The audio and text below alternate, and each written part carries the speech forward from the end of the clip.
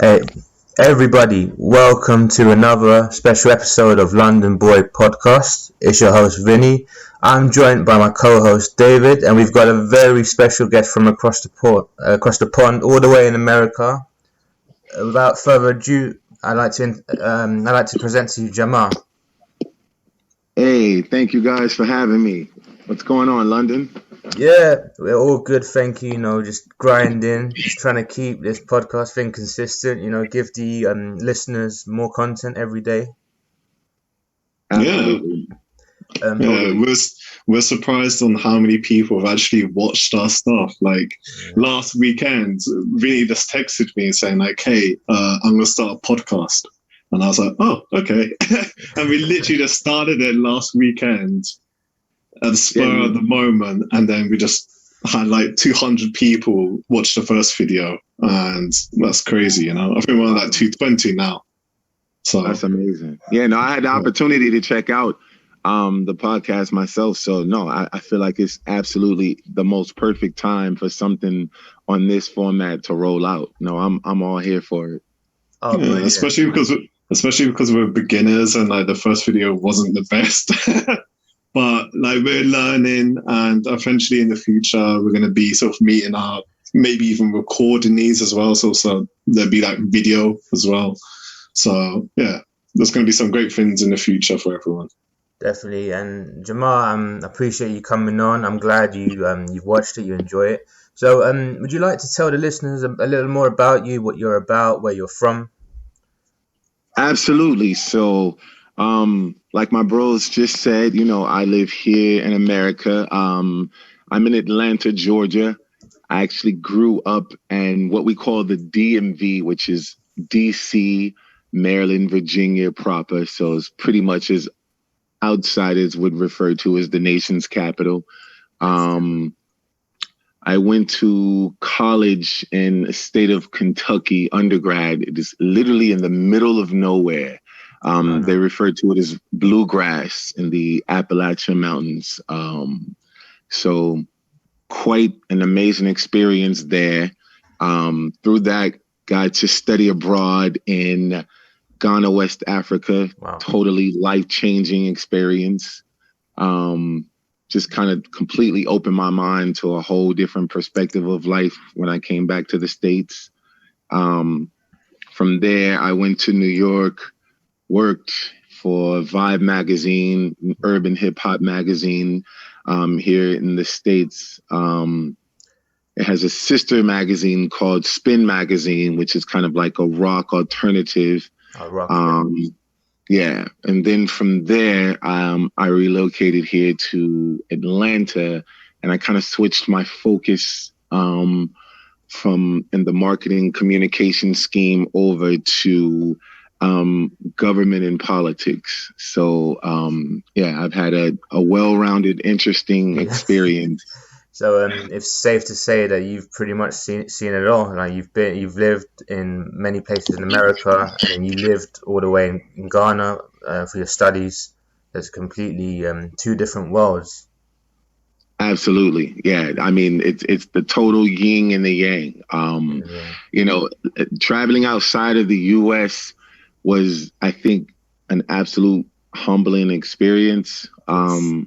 A lot of Western civilization tends to kind of scope the mind with a lot of material things, Of which, course. on one hand is not, bad to enjoy the pleasures of life, but you shouldn't be, driven by those. You can Mm, enjoy those, but it's a bigger scope. And so I got to see what that bigger scope looked like, stepping outside of my familiar territory to become, familiar with the outside world. yeah. So Of course, and obviously it's an absolute pleasure speaking to somebody well-rounded. Because most Americans I've spoken to, they haven't really been or seen the world apart from America. They've never really left the country. You know? yeah, and it's what they consider or they call here. There's a phrase called a dog eat dog world, where pretty much it's kind of like a survival of the fittest kind of mindset, and that kind of aggression, that kind of built up way of operating comes from, an individual that, to your point, has never been outside of their settings or surroundings. I've been to London as well. So, really getting to experience just the different parts of the world. You get to see how people engage one another and see what that looks like outside of the bubble. And, once you experience that, it opens your mind. So you're not as guarded. You're open to receive individuals for who they are. Definitely. And there's a phrase that's thrown around quite loosely. Is when you sort of come out of your environment, come out of what you're used to. It's almost like you're exiting the quote unquote matrix in a way. Would you agree? Absolutely. And that matrix that you speak of, to me, is like those connecting points to like understanding people better without having like a preset notion of like who they are and what they're about, but rather being open to just receive, who they are and what they're about from a first-hand experience. So yeah, we totally need more of that.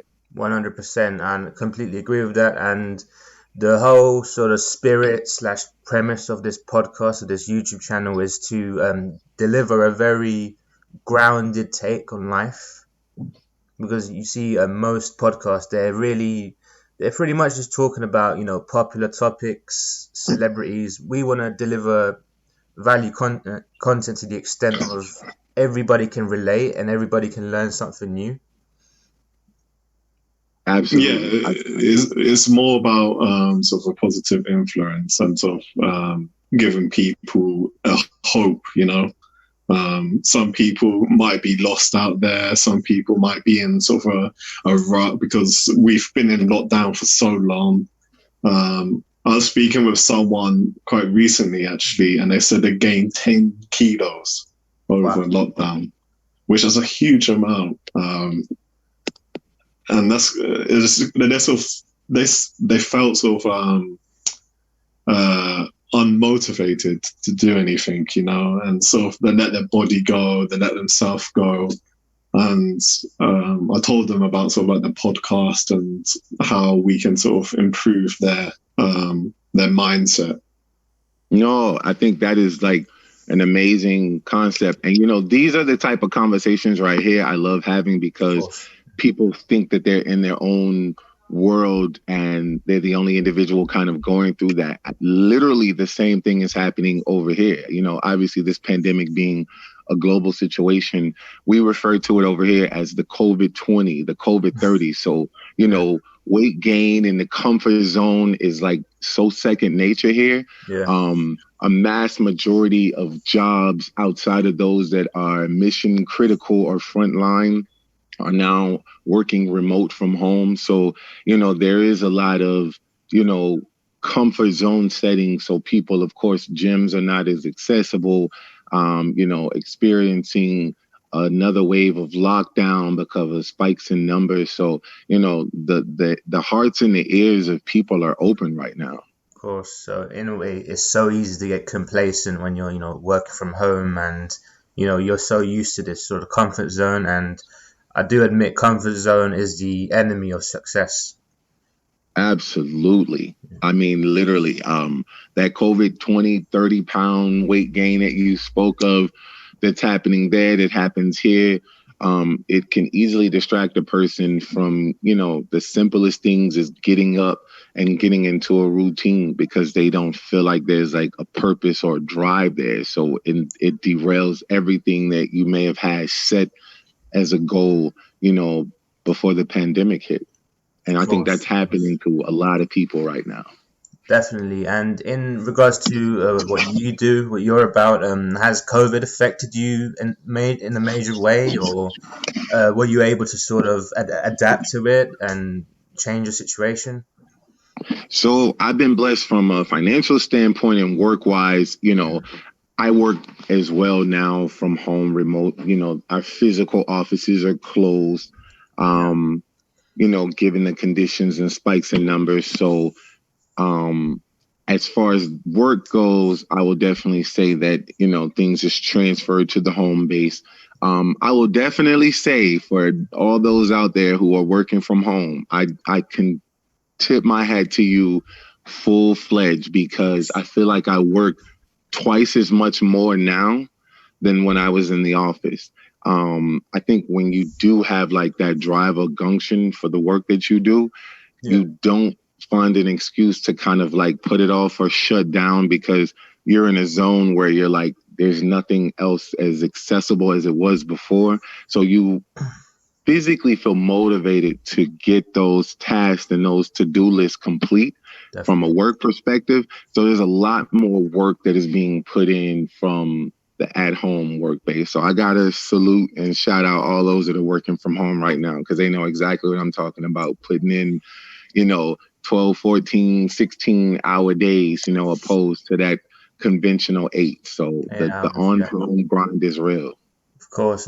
And the thing I've noticed about this pandemic, if you want to really call it a crisis, I've seen businesses rise from this pandemic. I've seen it create opportunities, because there's a Chinese, I believe it's a Chinese proverb for the word crisis.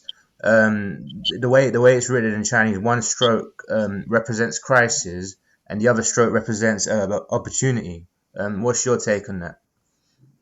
No, I totally 110% agree with that. Every time I hear that during this pandemic, not to do shameless plugs or anything, but there's a business. It's a Black-owned business here. It's called Big Dave's Cheesesteak. And so Derek Hayes is a young Black man. He's from Philadelphia, Pennsylvania. Yeah. He started a business here in Atlanta in honor of his father's dream of what's a very popular sandwich here, the Philly cheesesteak in America. Oh my gosh, I love that. I love that. Absolutely. Yeah, finger licking good, right? And so this young man had his business here on the side of a gas station. Wow. In Atlanta, Georgia. And this was before the pandemic. And totally grinding and just grinding. Literally putting in, when I say that work around the clock, he was literally doing 20 to 22-hour days. Sleeping on fumes. And as they say, a phoenix rising from the ashes. I've literally watched this man build a business that started out in a gas station on the side to now having 3 major locations, food trucks, and a high demand for more locations across the U.S. And all of this literally in the peak of COVID going on. So I definitely feel like if there is a motivation, for when tough times come, I look at that firsthand example, not only because the food is amazing, but just the work grind that it takes to like move a business that unfortunately you see a lot of doors closing to restaurants and businesses. This young man said, I got a hope and a dream, and I'm not going to be defeated by anything. So what he did was he took that and he was like, I refuse to ever give in. I'm going to set the bar. So, whatever was available, from a resource standpoint, he took it by the horns. And now you have one of the most successful businesses from a restaurant standpoint thriving in the midst of an ongoing pandemic. Wow, that's truly powerful. And are you familiar with the phrase, hard times create strong men? Absolutely. Yes. Yeah.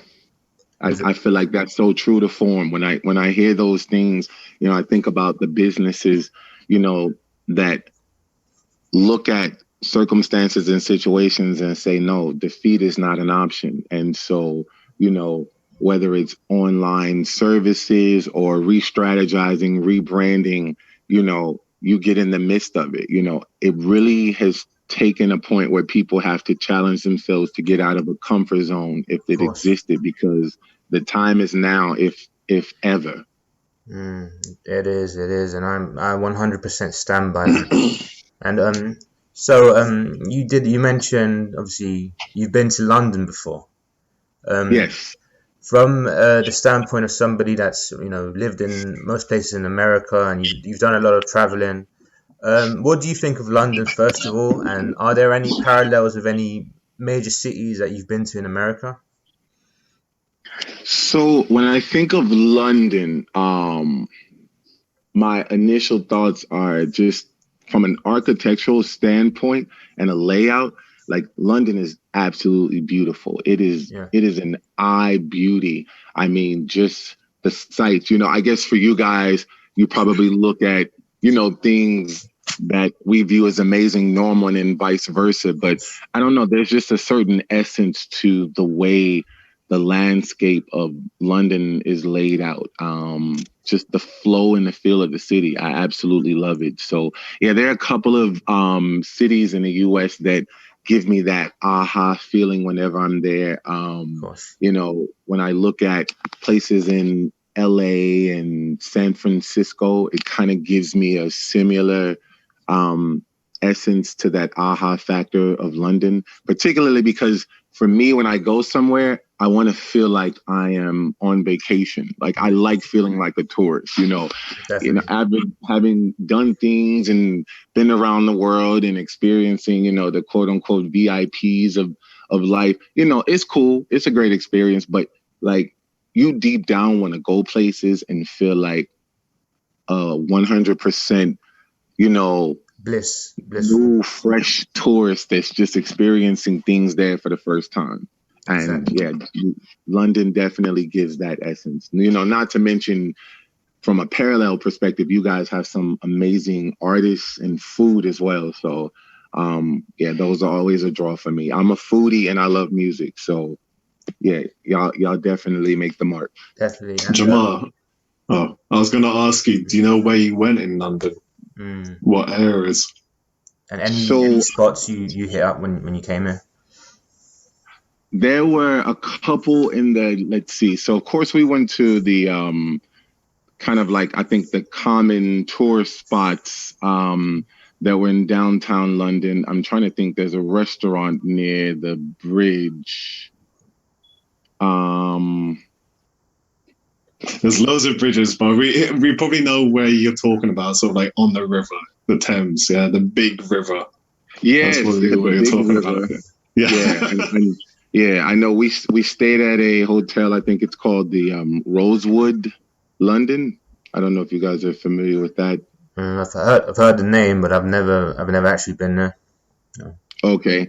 So I know we stayed, obviously like in a very touristy spot. So just even kind of speaking with you guys, I kind of had to pull out I call it reminiscent box. So I always try to do like some keepsakes when I go a place to remember just the experiences there. So Of course.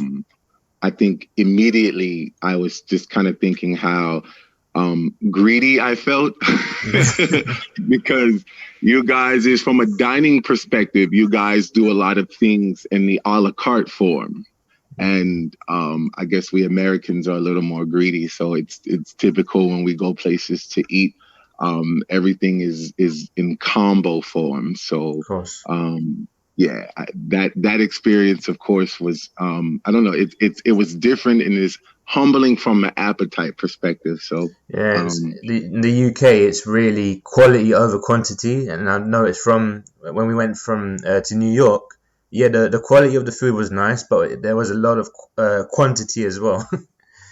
yeah, and see, those are the things that make me feel like a true foodie on overload. Because to your point, you guys definitely have a reputation for chefs in cuisine that, to your point, put more quality into a product, and presentation I found is very, very important there.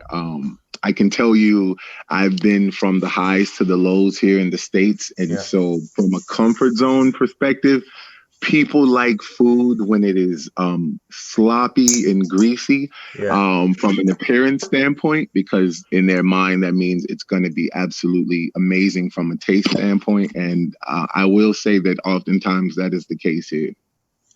Definitely. And in regards to the people that you've met in London, are you familiar? Are you familiar with the sort of the struggle people go through and the hustle? Was it similar to what you guys experienced in America, or would you say we've got different types of mindset in regards to life and work and business?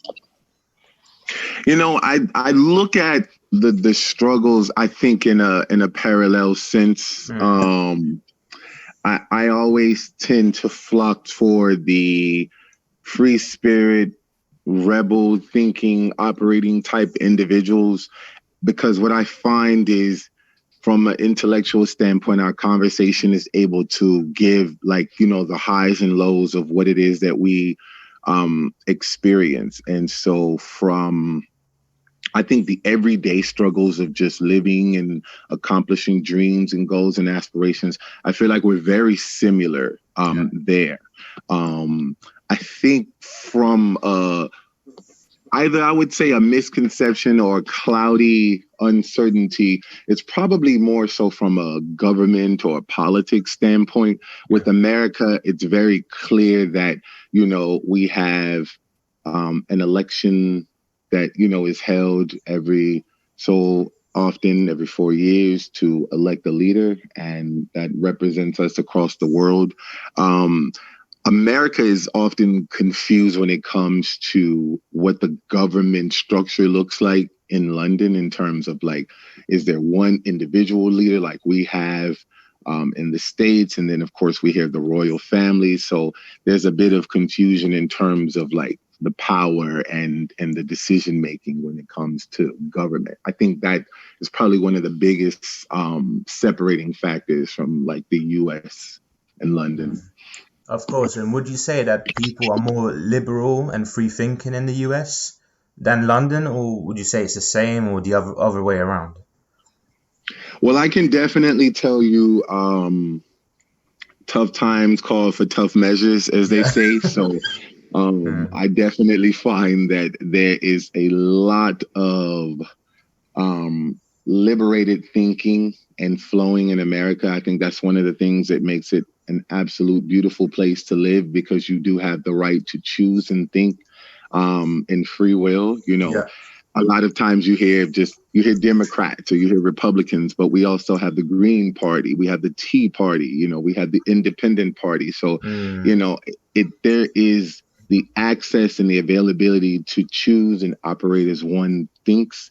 But I feel like for London, that is, from that structural standpoint, I think that's something that the world probably needs to tap into a lot more, or gain a better understanding of, before there's a preset judgment. You always have to understand something before you make an assumption of or for it. Of course, like, nothing is ever straightforward in this world, Yeah. And, absolutely. So you did mention, obviously, from a politics standpoint. You said earlier that you work in politics. So what type of industry? You said you was working in, was it for a magazine?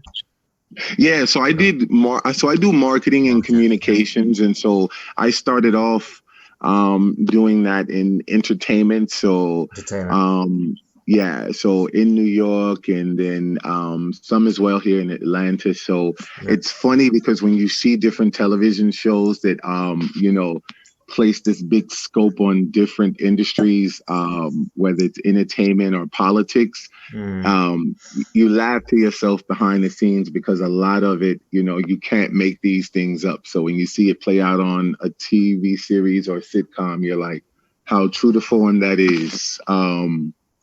Very much similar in government and politics. It is a nonstop, ongoing world, full of surprises. Every day is a different adventure. I can say that.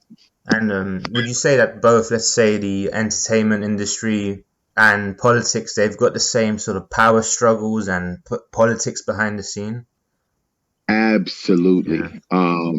Politics and government are quite entertaining themselves. I don't know if you guys get shows like Scandal or How to Get Away with Murder, even Law and Order. We're quite familiar with that in the UK. I will definitely say that it's interesting when you are behind the scenes from a real world perspective, and then you see these things play out on television, and people are entertained, of course, because the premise of the different episodes are sometimes mind blowing, but Of you course, laugh to yourself because they're very much true to form. they are. And, They are. as they say, reality plays itself out. So, people sometimes can imagine that those are real life situations, but they very much are. Of course, and so for those that don't know, I'm a very avid reader. And are you familiar to the book 48 Laws of Power by Robert Greene? Absolutely. So, 48 Laws of Power, I read in undergrad. wow. Yes. So how much of that book would you say implements to both the political world and the entertainment world? I would say a vast, vast number of that. That that book actually came up again in a conference that I attended on the political side of Oh work, my gosh. and it was doing this real compare and contrast analysis as we were preparing at the time for um, a national reelection here in the States. So Yeah, it's amazing when you see these things written and you read and then you interpret those, and then they play out on the big stage of life. That it directly affects how you live. It's things that you could not predict if you wanted to, but they come full circle. It is amazing. it's crazy, and it's all to do with human nature. It doesn't matter if you work in an entertainment industry or a political industry, or you work in food, or Yeah. you work anywhere, construction. Everyone, you're dealing with humans. There's constant power struggles. There's constant politics. It won't change. Absolutely. And the beauty of something from a literature standpoint of that that book, is it's universal. I It think is. that's another thing that I love about it. It's another connecting force, no matter where you are. Of course, and they say nothing's ever one size fits all, but I feel like that book it begs to differ. Absolutely. Yeah. And like you said, large or small scale, you find Yeah. parallels from the outline of that book, that happened in your everyday life. Like you said, regardless of the industry that you work in, Mm, regardless of the religion that you're in, regardless of the location you find yourself, you tap into the message and you follow the format. It finds a way to fold itself out. definitely, definitely. And since we were sort of in the topic of politics, may I ask you what made you choose a transition from being in the entertainment industry to get into the political industry? So I will be honest, a friend of mine um, literally decided to reach out to me from a marketing communication standpoint Yeah. on an election that she was working on. And she said, "You are definitely someone from your field of expertise that could help me with this." There was a re-election that was coming up here in Atlanta. And Yeah. so she said, "I need your assessment and, give me your honest opinion on where we stand." With politics, there's always, scandal and things that, tend to pop up. And so I said, hey, I'm on the marketing side, but, for you, Mm, I will, go ahead and look at things and give you my best analysis. And so, analysis. I did that. But of course, in order to do a 360 on that, I had to give myself kind of an educational backseat. So I had to go, and do my research from a political standpoint. So I felt like I was almost in school all over again Wow. to be able to, give her the best analysis and the best work form of me. And so Mm, I had to kind of study the landscape of what politics and entertainment look like from a parallel standpoint. But then I had to go even further and look at the landscape of what government and politics look like on a local and a national standpoint. And, I don't believe in signing up to do something, half-ass. And for me, Half-hearted, no. you got to give all or nothing. So, in doing that, it was kind of liberating because, you always want to challenge yourself. Like, like we said earlier, you never want to get complacent. So, it was liberating enough for me to realize that there was a whole another market or avenue for me to challenge myself from a marketing communication standpoint. So needless to say, I put in blood, sweat, and tears. We won that race, and it opened up opportunities as well as my mind to being ready to catapult into a new world. And so I kind of re-educated and reintroduced myself in that facet all over again. And it was amazing. So from there, it completely took off. It definitely shows you how small the world is, because you're doing something and you think it's completely behind the scenes, but you realize in politics, you leave a carbon footprint. People see that, they reach out, they want to know who you are, what you're about. They want to gain a sense of, what you can bring to the table. And, from there, it just skyrocketed. Oh, that's crazy. That's crazy. And it's funny you mentioned you had to re-educate yourself all over again, because there's a misconception, and a lot of people believe that as soon as they finish school or as soon as they finish university, they think that education stops there. But no, education, that's an ongoing thing throughout life. Yeah, absolutely. And I want to definitely say to people out there, like, it is okay to change your mind 100 times over. You have to find the perfect niche. I think a lot of times people get boxed in because there's probably a pressure from family and tradition to follow one certain path. But I can tell you that if you're not happy in that pathway, you're definitely going to get to a place and position where you're going to hit a wall. And it could be a wall to challenge you to do more, better in that same field, or it could be a wall to say, wake up and shake up how it is that you're moving and maneuvering, because this is not for you.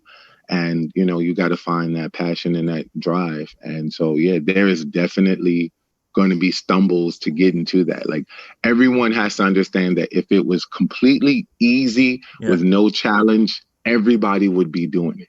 It's the same thing for scandal and scheme. If it was foolproof, everyone would do it and get away with it. But that's not the reality. There are consequences to doing things wrong, just like there are consequences to doing things the right way. So you just have to push yourself out there to say that, I'm absolutely ready to stumble in order to climb. Definitely. And I'm glad you just mentioned that, stumble in order to climb, because for any of the listeners listening in, like, obviously you sound, anyone listening to you right now, they think, wow, this guy's amazing. He's done a lot. He's lived most places. He's traveled. He's in a powerful position.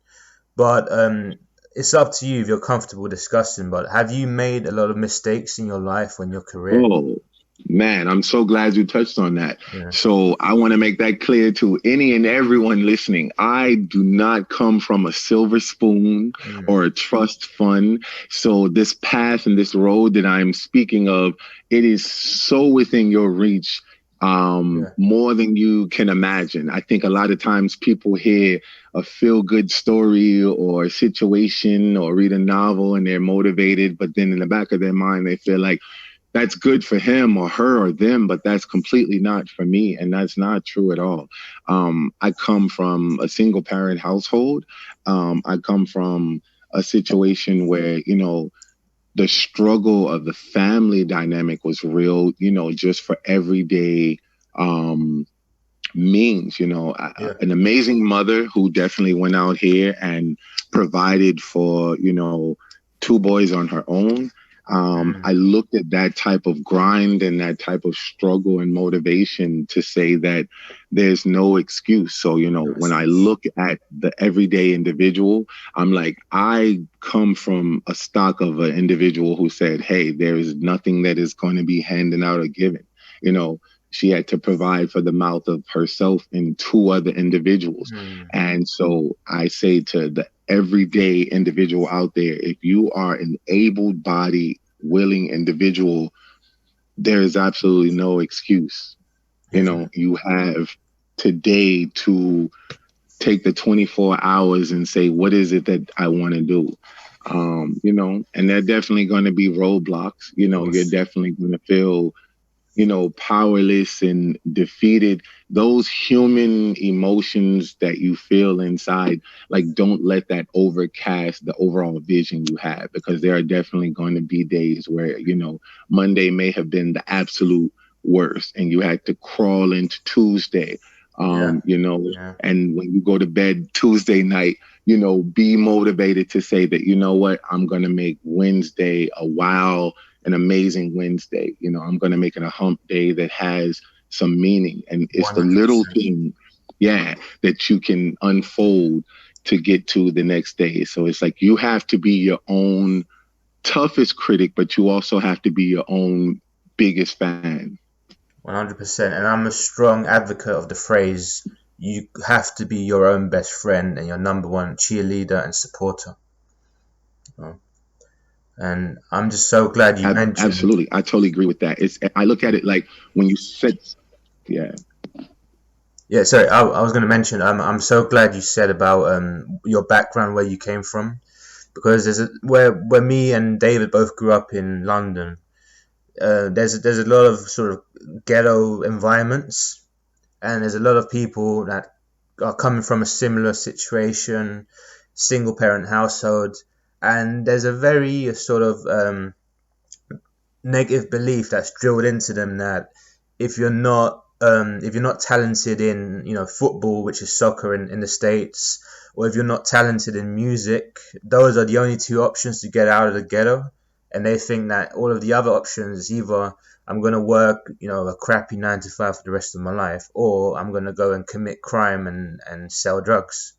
So I'm just glad that you offered a positive sort of solution as someone that came through a similar environment.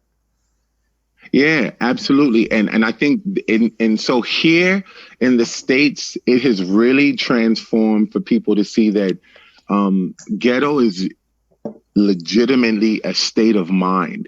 There are people here who they live in a ghetto, but what that ghetto looks like could be a mansion. You know, they could have millions or, you know, hundreds of thousands or whatever it is that people view as quote unquote success, but their mindset is still in a place of ghetto, meaning of refuge. You know, a lot of connotations that are negative are associated with ghetto, but I tell people there's a difference between ghetto and there's a difference between struggle. It's not where you live, it's how you live. A lot of people are defeated by the things that they don't have rather than focusing on a drive to accomplish the things that they want. And, you know, again, that goes back to what we were talking about earlier, not constituting the material things to be viewed as success, because a lot of people will get those things and then they're still unhappy internally. Yeah, and that's the true sad reality. And at the end of the day, headspace, peace of mind, I'd pick that any day rather than, you know, having all of the material things in the world, you know, because without peace of mind, like everything else doesn't really matter. Again, you can like nice things and there's nothing wrong with that, but if you put forth an emphasis that's beyond your own sanity, those things will crumble or fall by the wayside so quick, and you will find yourself, you know, in a mental turmoil, and no one wants that. You know, you have to protect your peace. And I tell people, keep your circle small, because you want to see everything that's going on in and around you. I surround myself with a very tight-knit group of people who hold me accountable, and I love that. You know, I don't want yes men and yes women around me, because then I will go about my day and my space and place and ways thinking that the things that I'm doing are all good, and I could look like an absolute fool, but I'm surrounded by people that are telling me that that's okay to do. And no, you definitely want people who don't mind checking you. Yeah. I definitely have to keep people around me that say, Jamar, when you said that or when you did those things, that was not okay. You have to Mm. have a good checks and balance, because if you keep somebody around you that says, oh, it's all good because they're gaining something or they're seeing, material success from that, but the internal content and value of you as a person, it's not thriving, and they're telling you what you want to hear. When the whole ship goes down, they're going to bail, and you're going to be sitting there looking like an absolute fool trying to figure out what happened. But that's because you weren't grounded to begin with. Yeah, that's truly real. Like me and Dave, we talk about that. We spoke about that in one of the, I think it was the third episode. We were talking about haters and negativity. We were speaking about the importance of having a small circle, and I did mention, yeah, I do have a lot of positive people around me that are doing stuff, but at the same time, like if I'm sort of messing up, I'd like someone to tell me, like, listen, Vinny, like you can't do that, or that's not the way. You need to fix up. It's important to have somebody to hold that sort of quote unquote mirror in your face and show you your actions. No, absolutely. Like, if you don't start off as your own toughest critic, Mm, then, it's mission impossible, from the get go, because you're not operating from a place of honesty. And, like we said earlier, you got to protect your peace. mm, And in protecting your peace, that starts with being honest with yourself. honest with And yourself. so, yeah, if I can accept that feedback and that criticism and apply the necessary and needed changes, I can then tenfold give that to the next person that's in and around me. And, we're going to flourish because we're operating in transparency. 100%. And in terms of that sort of self criticism, on a base level for all of the listeners, that could be easily applied to something as simple as, let's say, weight loss. And Oh, yeah. David did mention that you did have a very interesting transformation story. Oh, yeah, absolutely. So for me, I think weight struggle was something that I went through because food, like I mentioned, is a comfort zone, Yeah. and it remains a comfort zone. However, I view it in a different light because before, um, I don't do drugs. I only have, you know, drinks in a social setting and Social very setting. light, so I don't overindulge. So I think food for me before was a comfort zone. I had probably gotten up to, what was it, my max, almost 700 pounds. And most Wow. people would never believe me Oh my when I say that until they see the pictures. Well, those who know me obviously have seen it and been there, but I am 6 feet 6 inches tall. So my height has definitely been a saving grace for when I would hit the wall and overindulge in those comfort zones of food. Um, and so, yeah, I had to have a wake up moment when I realized, I was spiraling myself physically, which obviously is always attached to the mental essence of the individual. And again, if you're not being true to self, then you're not going to tap into the reality of that. I would ignore mirrors, just to be comfortable, because I liked what the temporary fixation of food would bring. And course. so there's nothing wrong with enjoying food, but of course, there is moderation to everything in Moderation. life. And so, yeah, I had to wake up and I had to shake up Jamar and say, yo, you got to get it together. And, you got to look in that mirror. You can ignore it, but like I tell people, the truth never regards an opinion. So at Yeah. the end of the day, if you're not being honest with who you are, the truth isn't going anywhere because you don't like it. It's going to be right there. You know what I still mean? still stays Yeah, there. And obviously, I'm pretty sure you're familiar with the rapper musician 50 Cent. oh, And absolutely. Yeah, he 50. read that book with Robert Greene, 50th Law. I don't know if you're familiar with it. Absolutely. So there's a chapter where he talks about a phrase called intense realism. And that type of intensity Yeah. is a motivation to, like I said, shake up and wake up, where you stand. And it's almost like a roller coaster, because you're not 100% certain of what lies on the other end of that excursion, but Yeah. it's needed and necessary. And if you don't step out, as people would say, on faith, then there's no way of knowing what lies out there, for you. You gotta remove yourself from that clutch, from that comfort.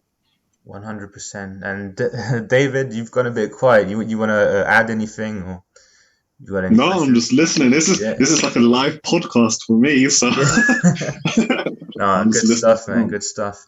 And so, Jamar, I'd like to ask you, what advice would you give to somebody, let's say somebody that's been struggling with their weight, or somebody that's been in a mental rut? Let's say they faced a lot of rejection, they've hit a wall, they haven't got any career progression. Let's say they've lost their jobs, unemployed. What sort of advice would you give to them and say, listen, tomorrow morning you wake up and you take action? Yeah, what advice would you give? No, I would definitely say to all those listeners, like, you matter. Like, and I feel like the motivation of self, it has to start tenfold more today than it did yesterday. Yeah, A lot of people are experiencing and going through what looks like and feels like defeat. And so it's real. So you have to know that you're not alone in what it is that you're going through. And it's not to say that because it sounds good or it feels good, but no, that's the reality of the situation across the world right now. And so I would say, whether it's finances, whether it's fitness, whether it's career wise, the individual has to realize that you matter. yeah, There are a lot of people that are going to be out there that, hurt people. So if I'm not in a place that is concrete, I am going to look for ways to try to unleash the insecurities that I'm going through, because I have not grasped the concept of self. And, at the end of the day, if you are seeking great and amazing, you have to bring that same subset to the table. And, it's not an overnight, mission, but it is a great feeling to wake up and know that, what, I did a little bit more today than I did yesterday for self. And like they say, it sprints versus marathons. You have to be okay sometimes with not being okay, because it's going to help you get on track and become a better person slowly but surely. 100%. And I love that phrase. It's a marathon, not a sprint, because when you look at this sort of culture, this very fast foody social media culture, everybody, you can press a button on your phone. You'll get Uber Eats, you get an Uber, a taxi will be at your door, or food will be Right. delivered. People want that quick fix. So Yes. I'm glad you mentioned life as a marathon. Yeah. Yeah. Instant gratification has become Yeah. a new norm, but people have to tap into the reality of what lies behind that. Because in order to hit that button and experience what people think is instant gratification, there had to be a fall and a stumble. Like, you had to come to the realization that what I was doing and the things that I was saying before, they may not have worked, or they may not have fit or come across and the best light. So I had to go back to the drawing board and say, what is it that works? And so, to your point, we live in a very instant feel need world. And when you don't conform, there's a big what they call cancel culture out here because you didn't find yourself complying to the rules of society, but at the end of the day, you have to be at peace with self, because there are going to be hell of walls and stumbling stones that you come across, and you got to know that that's okay. As they say out here, it's okay not to be okay, because you're going to get up and you're going to realize that I have a purpose and an intent, and it has to start somewhere. Yeah, and that's another powerful thing you're saying. Purpose, like everybody needs to have a life purpose. Whether it be your family or something you're passionate about. What advice would you give to somebody that's, let's say, their early 20s, late teens, that's struggling to find their purpose, and they're going from job to job, feeling very unfulfilled, very unmotivated, and they think, is this what's life has really come to? I would definitely let them know that, it starts with self-love. And I think people hear those things and they sound good, but the reality is it's true to form. If you look at the parallels of life, whether you're in London or Atlanta, New York or China, you have to realize that the mass majority of people do not grow up or operate from this golden nugget. You don't wake up and have the world handed to you. So, when you're young and you have the world in front of you, take advantage and know that, it's okay to fall, because you got to get up and experience life from all opposite, ends, good, bad, and different. And, know that when you look at individuals that sit in front of you and it looks like they have the world and they have it figured out, you better believe that they at some point stood in your exact shoes, and it was not going to be an easy road. And for those individuals that want something and truly value it, it's not going to be handed to you. The grind is going to be real. And so you have to make a decision to say to self that, do I want to be complacent, or do I want to get up, shake up, wake up, and make a world of difference for not only myself, but those around me? Because, at the end of the day, the struggle is real for everybody, whether it's financially, whether it's, emotionally, spiritually, career-wise, it lies there for everyone. So I would just say, like, to your point earlier, sprint versus marathon, look at that. But also don't be afraid to step out on faith, because a product or a position or a business does not stand up in success overnight. Exactly. It takes, it's like you said, it's a marathon. It takes consistency. It takes learning from a lot of trial and error, and it takes motivation, self-motivation, and effort. And let's say you mentioned, say, a business, you're not going to make tons of money overnight. So, what advice would you give to somebody that, say, that started, I don't know, for example, this podcast, or started a business, and it's a small, slow but steady growth, but let's say not many people sort of mess with it in the beginning, and it could be unmotivating to some people. Let's say some people have a business, or they want to spark a music career, and nobody's really supporting them. They only have a select few. What would you say on that? No, and that right there is what a lot of people find themselves facing on a day-to-day basis. I feel like a hidden gem to what you touched point is the fact that we are in the middle of a global pandemic. These are uncharted waters. These are uncharted times.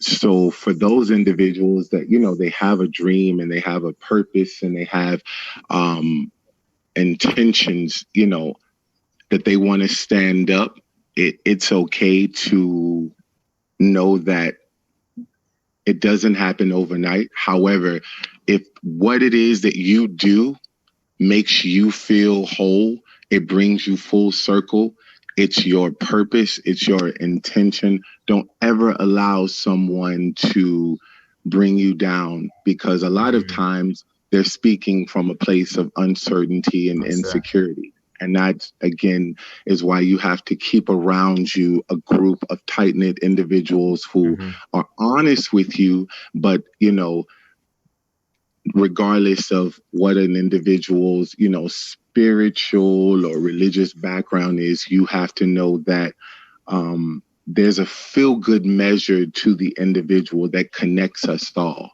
at the end of the day. Exactly. And you said, you did mention faith a little earlier. Obviously, for the listeners, you know, this is my first time ever talking about you. I don't know much about you. Are you a strong believer in God, in the Most High? Because Absolutely. And for me, you know, I don't ever try to make an individual feel down and out, but I am definitely of strong faith and belief in the Most High. I am definitely in this thing called life more spiritually bound than anything. A lot of times we get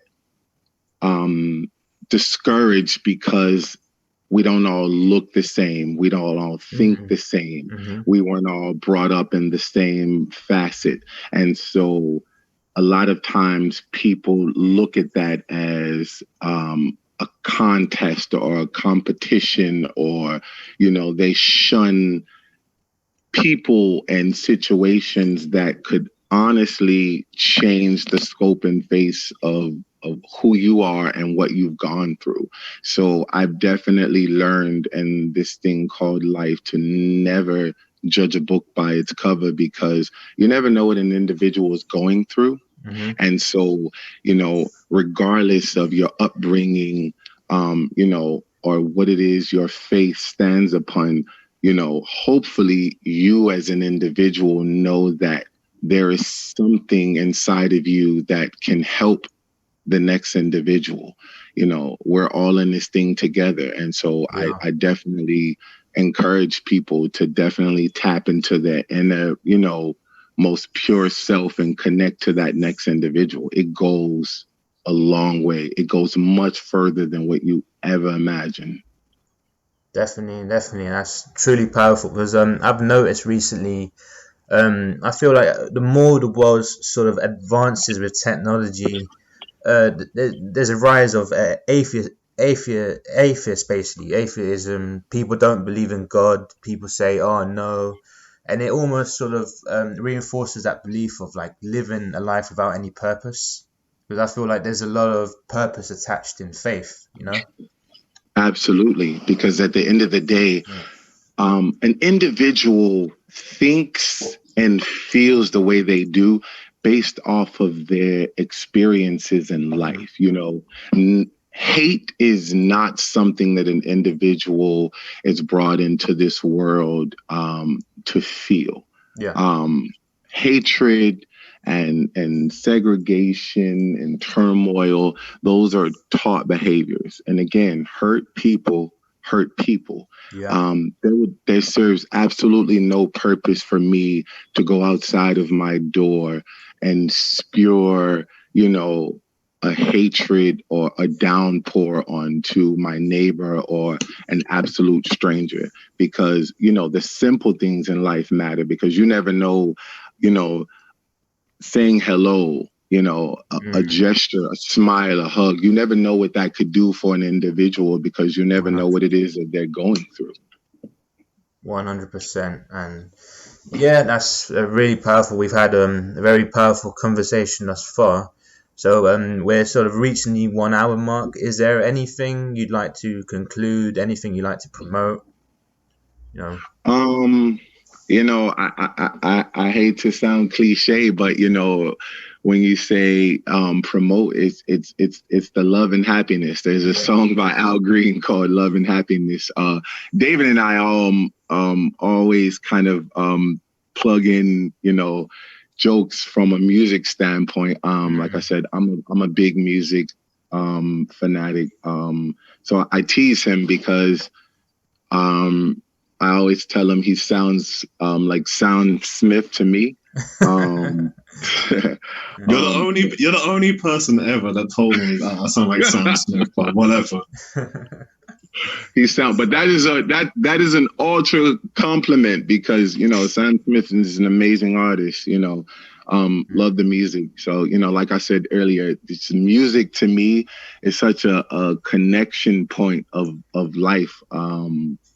When I look at the UK and across the pond, I'm a huge fan of Craig David, Kano, and Adele. Like when I think of like those three artists right there, such different audiences that they reach, but it's amazing, how that level of artistry reaches just across the world. Of course. And I'm glad you mentioned music bringing people together, because I've noticed throughout the few recent years, there's been a lot of sort of segregation in regards to races and cultures. But I feel like there are two very popular artists that when they were alive and they were doing their thing, the whole world was together and it transcended culture. And I feel like those two artists are Bob Marley and Michael Jackson. Oh man, absolutely. Bob Marley found a way to tap into humble beginnings and just spread the message. Same thing for Michael Jackson. I mean, you talk about just such a global phenomenon, not to mention those two men had a massive amount of talent that just was able to tap into the world all over. And it's those type of gifts right there, at the end of the day, if a person, tries to say, that there's no higher being, I always challenge them to say that, if that were the case, you have to look at such, as I refer to it, as God-given, talents and skills and strengths like that are able to connect individuals. When you mention a Bob Marley and a Michael Jackson, look at the diversity and the drive and the passion for unity at the concerts. Anyone out there can, easily look at the shows that they would hold and how individuals were just falling out, crying, fainting, hugging, coming together as one. That's the type of motivation that we definitely need to see more of, today. I love a vast array of music, but when you touch into artistry like that, it's a God-given skill and talent that was certainly meant to be. Of course, and that's very true. Because let's say nowadays, who's popping right now? Let's say you listen to somebody like I'm glad you mentioned Kano. Let's say you listen to grime music. Music, it will appeal to whoever relates, but it's not universal. In the UK, if you go to let's say certain middle class neighborhoods and you play grime or drill music, they sort of look down on you. That's the same as, let's say, Pop Smoke. That music doesn't really necessarily appeal to everyone. But but somebody like Bob Marley or Michael Jackson, that sort of unity and love, I feel like we need a lot more of. Absolutely. And I feel like, it speaks to the individual. As I get older, I definitely give more understanding to the different, artists and genres because, everyone may not understand a Kano or a Pop Smoke, but Pop Smoke and Kano speak to an audience of individuals that relate to, those upbringings and those struggles. So they definitely, speak to audiences that are captivated because of the experiences. I look at someone like Craig David and Adele, come across the pond, music, they speak, they touch on love a lot. Yeah. And, it's amazing to just see how that has become such like a global impact, because at the end of the day, there's so much turmoil going on, but, the music can totally take you into a different headspace from all of that. Definitely, and I feel like the more that sort of love and unity and relation gets promoted, the more the world become a better place. Because recently, with this whole COVID, with everything that's happening, I feel like we need a lot more love and we need a lot more unity. Yeah, this global impact right here. Yeah.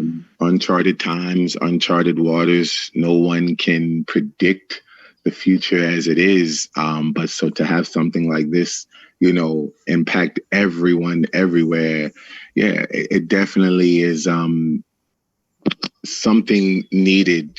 This is where I tell people, this is where your faith and your spiritual, grounding definitely keeps you in a place to know that, at the end of the day, you will get through these things, good and bad.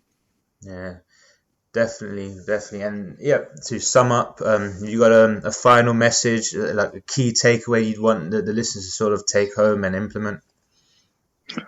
I just reflecting on everything that we've touched on. Yeah. I grew up with the message that faith without works is dead. Yeah. And I want to say that to the audience, because a lot of times I think when people hear that phrase or words, they think, okay, he's talking about the church, and I'm going beyond, a church when I speak of faith, just the individual tapping into the best possible them, for the self gratification and the self assurance to then take that and to go out into this world and make the best impact possible. I think a lot of times we set ourselves up for a notion defeat, because you look at the success of, the next individual, but you got to know that your impact is great. The message of this podcast is going to be an impact that will hit someone who is listening and is, going through God knows what. But at the end of the day, hearing a message is needed and necessary. So faith without works is dead, meaning be your best self, be the best you, protect your peace, and know that you matter. At the end of the day, there is someone out there who loves you, whether they're with you in the physical or not. Love has to remain universal for everything we're going through. 100%. And yeah, I'd just like to say thank you for coming on. I'm sure the listeners, they'll gain a whole bunch of value from this, and it's been an absolute pleasure, Jamar. Man, I thank you guys for having me on, and I got to salute, Vinny and David being two young men that are out here making an impact in a world that is going through uncharted times and waters. A big salute. A lot of your peers are tapped into different facets of life, but for you guys to take this as a purpose and a mission, I salute and support you 100%. Nothing but love and respect for this. 100% appreciate that. And everybody, thank you so much for tuning in. We're going to keep getting more value content out there, and yeah, stay tuned, like and subscribe. Thank you very much.